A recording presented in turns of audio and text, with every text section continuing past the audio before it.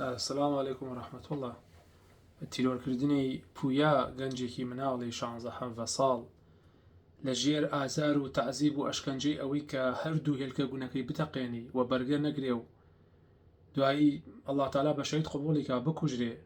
و شاردنەوەی هەواڵی کوژرانەکەی لە کەسوکاری لەلایەن میلیشیاکانی ئۆپراسیۆن یەکێتیەوە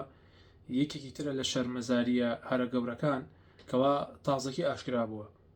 ساڵی 2019 هەتیومچەیەک بە ناوی دانیال گەگێک بووە لە سەجانەکانی کانی گۆمە ئەو بەرپرس بووە لە ئەشکەنجەدانی گەنجەکانی ئەوێ کوردەکانی ئەوێ یەکی لەو گەنجانە کە نازانم بۆ کرێکاریە هەر بۆ ئیشێکی تر هاتۆتە کوردستان خەڵکی ڕۆژەڵاتە تاقانەی سێ ئافرەت سێ خوشکی بەڕێزە ناوی پویای ئەم گەنجە بەڕێزە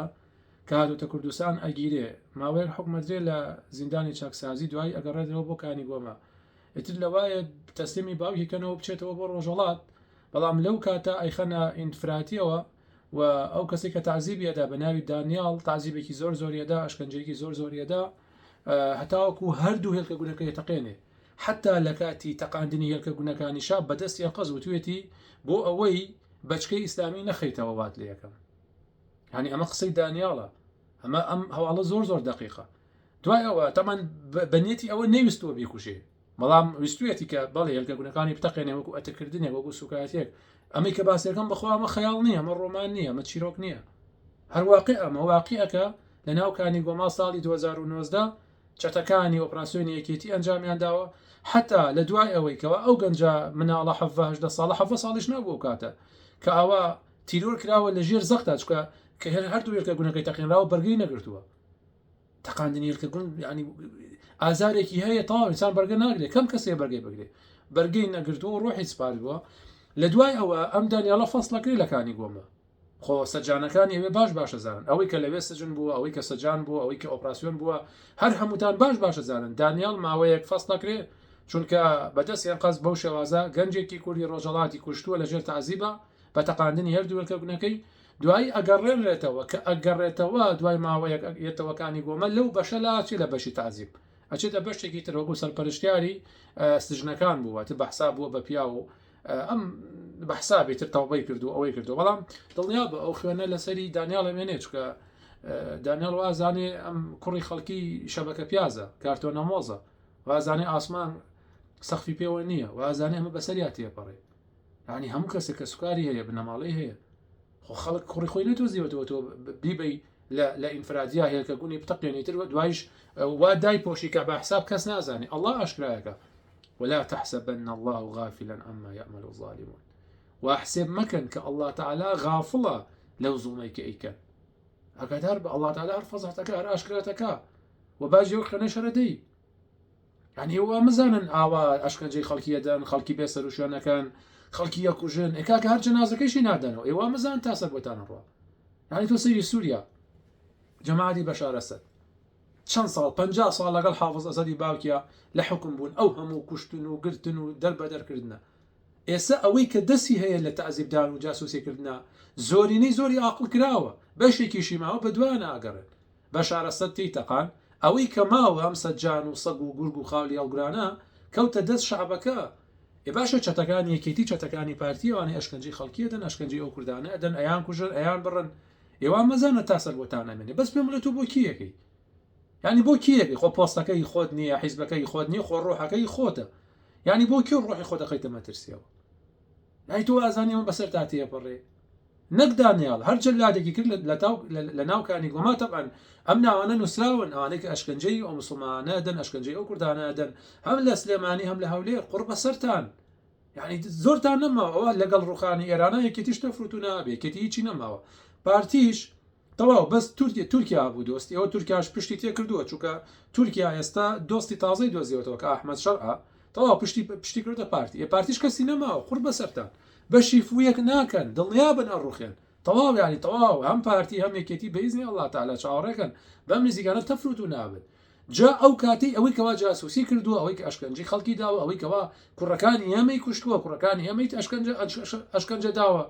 ئێ بۆ کیۆڕۆ یعنی بۆ کیۆڕۆ بەتابەتی دانیال تۆ نمونونەکانی تۆ بۆ کیۆڕۆی خوێنی پویا لەسەر تۆیە تۆ ئەو گەنجە هێلکە هەردوو هێلکە گونی تەقاندووە هەتا وەکو لە تاو ئازاران ڕۆحی دەرچووە. تامان یەکشتان پێ بڵێن برایان بەخوا مسلمان زۆر بێ کەسە، یعنی ساوە کەسێکی پاک بواە، کەسێکی دیموکرات بواە، نازام کەسێکی شوعی بواە، ئێستا ڕاگەیاندنەکان باسییان کردبوو نییە، ماڵ نەبوو نەیزانی باە بۆ هەواڵە، بەڵام چونکە مسلمانە بێ کەسە. بەخوا ینی گەنجێکی متەدەینی مسلمان ئاوای لێ بکەن بێ کەسە خوێنی نییە. هەرچەندە من دژی ئەوەم یانی تۆ کەسێکی پاکە دیموکرات هەر کەسێکە تۆ بۆ چی گری کوژی ینی لە ئەگەر تاوانێکی کردو هەڵێکی کردو تۆ ناڵێ ئەمە یاسا هەیە و نازانم ئەم شتە گڵاوانی خۆتان هەر بە یاسا گڵاوگەی خۆتان کاکە 5 ساڵە 6 ساڵە حکومە دێت و تەواو لە کاتێکا پویا ساڵ و شتێکە حکم دراوە حکمی تەواو کردو و تەواوە چێتەوە ماڵی خۆی تۆ بۆ چی کوژی کاکە بۆ چی کوژی کە ئەی کوژی لەژێر تەعزیبا بۆچی جەنازەکەی تەسلیمی کە سوکاری ناکەیتەوە لە 2009 هەتا 2026 ئەو خێزانە بەڕێزەی پویا بە شوێن ئەو کوڕیاون دایکە بەڕێزەکەی سێ خوشکە بەڕێزەکەی ئەزانین چەند ناخۆشە چاوەڕوانی ینی ئێستش ئومێدێکیان ماوە کەسانێک گوتوانە وڵا لە چەقزازی بینیومە تەبەنەوە بۆ پارە خواردنە و بنەماڵە بەڕێزەکەی پویا تەبەن داوای لێبردنێکم ئەم هاڵە ناخۆشیان پێدەم بەڵام چی بکەم ینی ئەمە حەقیقەتەکەیە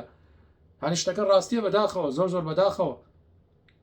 الله تعالى آرامیتان پێ بدە الله تعالى سەبوریتان پێ بدە الله تعالى بیگات ئەجری قیامەتان بەڵام ڕەحمەتان لێبێ پارەشت سەرف مەکەن لەوەی کەسی هەواڵتان بۆ بێنێ بڵێ وڵا کوڕەکەمان بینیوە لە چاکسازی نا هەر کەسی لە چاکسازی بێتە لە فونەگا دڵنیابن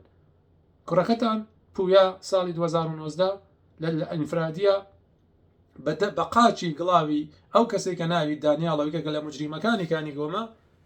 هەردوو وێلکە گونی تەقێراوە ئەوەنە ئەشکەنجە دراوە ئەوەنە شەقی هێڵدراوە هەتاوەکو بەرگەی نەگرتووە لە تاو ئازاری ئەوە گیانی سپاردبوو الله تعالى بە شەهید قبولیکە بەڵام خەڵکی کانی گۆمە زیندانەکانی کانی گۆمە شایەتی ئازایەتی و مردایەتی و دینداری و کوڕادەن کوڕێکی مناڵ گەنجێکی مسلمان بەڵام دیندار بەڵام جوامێر بەڵام یعنی یەک لەو گەنجە بەغیرەتانی ئەسڵ حسابی بۆ چەتەکانی ئۆپراسیۆن نەکردووە بۆی ئەو هەتی و مچەی ئەو دانیاڵش بۆ شێوازە لی داوە تەعزیبی داوە تاوەکو ڕۆحی سپاردووە ئینا لله وئینا ئیلەیه راجعون طبعا من لەسەر ئەم کەیسانە ئەچوم هەر کەیسێک بێ و لەسەر هەر شتێک گیراوێ گرنگ نییە بۆ من هەر کەیسێک بێ و لەسەر هەر شتێک گیراوێ کە بێسەر و شۆ نەکرێ ئەبێ کە کەسوکارەکەی پەیوەندیم پێواکەن ئەوەنەی بتوانم لەسەریە چمە تاواکو آخر هەواڵ بم بە کەسوکارە هەر بزەم کاکە یعنی سە ئەوەی کە ئەمانەوەی کاکە بەس جەنازەکەیمان پێ بڵێن بە جەنازەکەی ببنەوە بۆ ڕۆژەڵات هەر لای خۆیان لە قەبرستانی خۆیان بینەژن تۆزە سوکناییە بۆ داگی خۆ تازە کوشتان بەس جەنازەکەی کاکە آخر ماقۆڵ لێ جەنازەکەشی بشارنەوە گورە بەعەس وای نەیەکرد یعنی بەعەس ئەهات ئەی کوشتی پارەی فیشەکانی لێ سندیتەوە جەنازەکەی پێدایتەوە بەس کاکە چەتەکانی کێتی ئەمە دەیەها کەسیاوە هەیە ئەی کوژن جەنازەکەیشی پێ نادەنەوە بە حساب پەردە پۆشێکن الله تعالى فەسحتانەکە قڕ بە سەرتان چاوەڕێکن چاوەڕێ بن چەتەکانیەکەتی چەتەکانی ئۆپراسیۆن چەتەکانی فشەتیرۆر بە تایبەتی وانەیەکەوە تەعزیبی ئەو مسلمانە دەن ئەو کوردانە دەن بەس چاوەڕێ بن ئینشاءالله. السلام عليكم ورحمة الله وبركاته.